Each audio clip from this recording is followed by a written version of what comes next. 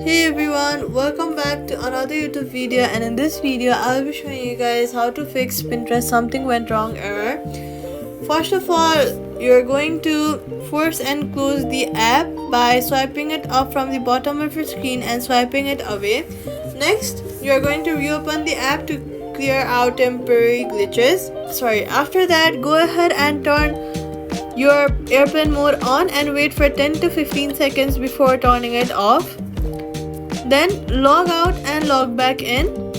Go ahead and open your app store, search for Pinterest, and make sure you guys have updated your app to the latest version. If you haven't updated, it will clear out bugs and errors that are causing errors on your app. Safety tip: avoid tapping unknown pop-ups or external links.